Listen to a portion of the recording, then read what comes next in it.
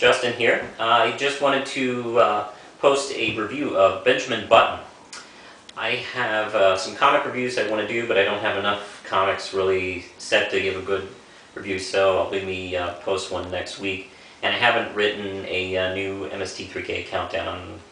I had a little trouble with Season 8 trying to figure out my best one. So that's coming up probably in 2 weeks. I also have a new segment I'm going to try and put on here. I have segments where I'm going to have answer a subscriber question. First things first, though. Benjamin Button, the new David Fincher film with Brad Pitt and Cate Blanchett. Let's see, also Tilda Swinton has a small part in it as well. And I'm a huge David Fincher fan ever since Seven. I've been really kind of stuck on. I didn't really like Alien 3 so much, but Seven was fantastic, and Fight Club was just Fight Club is Fight Club. Let's just put it that way. And the new David Fincher film, The Curious Case of Benjamin Button, is an interesting departure for him because it's nowhere near as dark as, well, just about anything else he's done, really. And he was probably a really smart choice for this film because with he still has a great amount of edge in his work. He hasn't been toned down by Hollywood just yet. And he has a fantastic visual eye and a terrific storytelling narrative in his works. So he was a great choice to keep it from being really overly sentimental and trying too hard. I mean, if they had gotten a lesser director, it would have been way too cutesy and very forced, really. So he knows to throw all sorts of elements in there. The film starts, of course, with Cate Blanchett's character Daisy literally on her deathbed, telling her daughter Kristen Scott Thomas the story of the most important man in her life. And there's a nice building of tension because while she's in the hospital, Hurricane Katrina might be hitting the shores. So we know what's going to be happening with the storm, so it's building this nice bit of tension. And then we go back to various dates. It's all pretty, it doesn't really jump back too back and forth through time. It's all pretty simple the way it goes through, telling his life story as from his journal. Brad Pitt is just terrific, and you know what? He doesn't get as much credit about his acting in his career that I think he probably should. I think he's almost sort of the flip side of Johnny Depp, actually. Both actors are guys who really could have just sold out on their looks and been kind of a heartthrob actor and done shit all their lives, but they've both chosen to really kind of stretch their abilities and stretch their roles and maybe challenge their potential artists, stretch their potential audiences. And they've both done it in different ways. And it seems like while Johnny Depp has Tim Burton, I think Brad Pitt pretty much has David Fincher as his filmmaker, the guy who seems to get him the most. And they seem to really get along really well. And Cate Blanchett, and I've mentioned this in the Indiana Jones 4 review, I don't think there's anything she can't do. I mean, I think she's really fantastic, and she convincingly plays Daisy, this old woman in her 20s and throughout forth, and she has a southern accent. It's not insultingly done. I mean, it sounds very natural.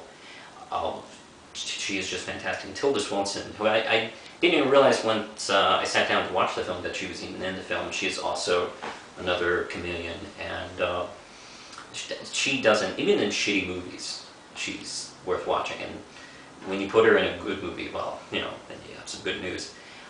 She has a small part, but very memorable as well. The effects are really great. You're never really sure what is makeup and what's a CGI put together. And I just have really nothing bad to say about this one. I can't really think of anything, really. It's a really emotional film, really kind of gets to you in a good way.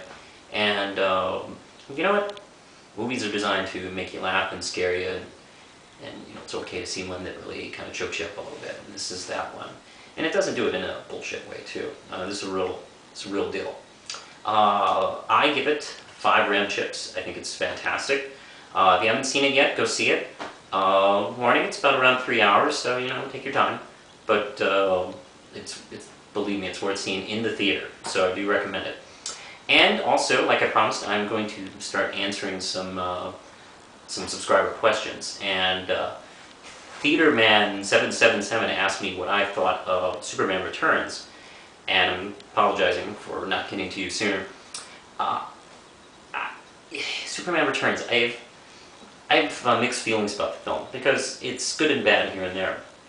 I was originally excited that Bryan Singer was going to do Superman, and also making it part of the original Superman series, kind of pushing out 3 and 4, which totally fucking suck, and being sort of a new Superman 3. Unfortunately, he sticks way too close and references the first 2 Superman movies way too much, to the point where it does feel like kind of laziness more than referencing and honoring. I do like the casting in some parts. I like Brandon Routh as Superman. I thought he was a pretty good choice. He looks good in the costume. And they had a good 2000s take on the Superman suit. Kevin Spacey is Lex Luthor. I only wish maybe they did a reboot so we could have Luthor in charge of his huge company and billions, instead of just another crook on the loose with like a bunch of idiot sidekicks. And Parker Posey is terrific as her sidekick character as well. Other casting I didn't like really is God, what's her name from Kate Bosworth?